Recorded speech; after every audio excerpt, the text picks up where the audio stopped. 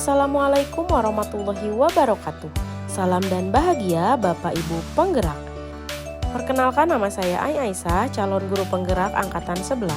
Pada kesempatan kali ini saya akan menyampaikan koneksi antar materi modul 2.1 tentang pembelajaran berdiferensiasi. Apa itu pembelajaran berdiferensiasi? Pembelajaran berdiferensiasi adalah proses pembelajaran di kelas yang mengakomodir pemenuhan kebutuhan belajar individu setiap siswa, di mana mempunyai karakter dan kebutuhan yang berbeda, sehingga tidak bisa diberi perlakuan yang sama antara satu dengan yang lainnya. Ingat, setiap anak adalah unik. Mereka punya kelebihan dan kekurangannya masing-masing. Mereka memiliki minat, bakat, gaya belajar, kebiasaan, pola pikir yang berbeda. Disinilah diperlukan usaha guru untuk memenuhi kebutuhan belajar murid yang beragam, agar murid merasa nyaman serta tujuan dapat tercapai. Lalu bagaimana cara untuk dapat melakukan pembelajaran berdiferensiasi di kelas? Agar dapat melakukan pembelajaran berdiferensiasi, guru harus yang pertama memahami tujuan pembelajaran. Yang kedua, guru harus mengetahui dan merespon kebutuhan belajar murid. Yang ketiga, menciptakan lingkungan belajar yang mengundang murid untuk belajar. Yang keempat, melakukan manajemen kelas yang efektif. Dan yang kelima, melakukan penilaian berkelanjutan.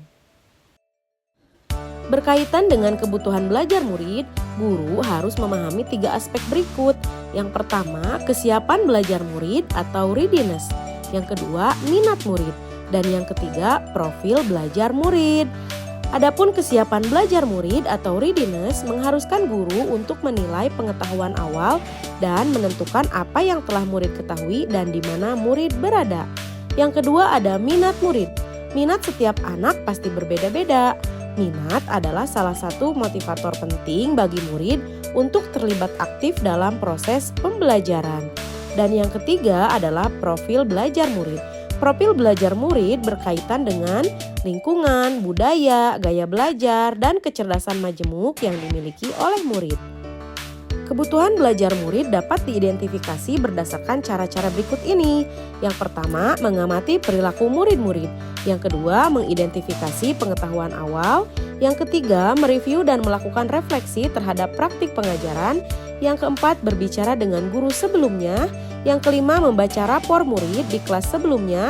Dan yang terakhir, menggunakan berbagai penilaian formatif dan diagnostik.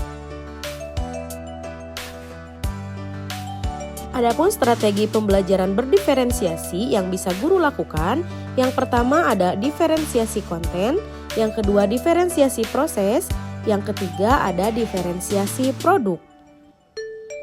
Diferensiasi konten berkaitan dengan apa yang kita ajarkan, seperti materi, konsep, atau keterampilan yang perlu dipelajari berdasarkan kurikulum.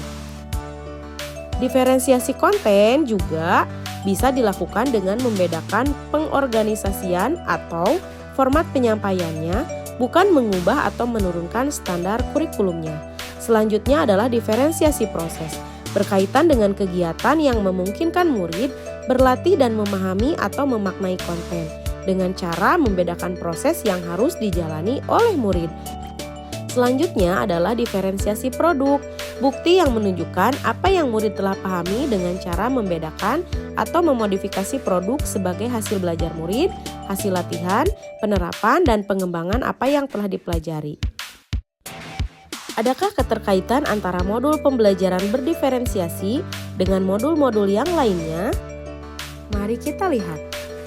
Untuk dapat melakukan pembelajaran berdiferensiasi, maka guru harus berusaha memenuhi kebutuhan belajar murid sesuai dengan kodrat alam dan kodrat zaman berdasarkan dengan filosofi Ki Hajar Dewantara pada modul 1.1.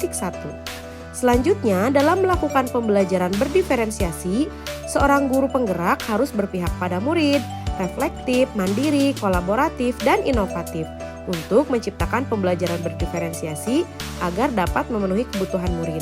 Dengan demikian, seorang guru penggerak dapat mewujudkan kepemimpinan murid dengan menuntun murid merdeka belajar. Hal ini sesuai dengan nilai dan peran guru penggerak di modul 1.2. Selanjutnya, pembelajaran berdiferensiasi dapat menjadi salah satu cara untuk mewujudkan visi penggerak yang berpihak pada murid. Selanjutnya, pembelajaran berdiferensiasi perlu didukung dengan lingkungan belajar yang aman dan nyaman. Dan lingkungan yang nyaman dibangun dengan menerapkan budaya positif sesuai dengan modul 1.4. Demikian yang dapat saya sampaikan. Terima kasih. Salam guru penggerak. Tergerak, bergerak, menggerakkan. Wassalamualaikum warahmatullahi wabarakatuh.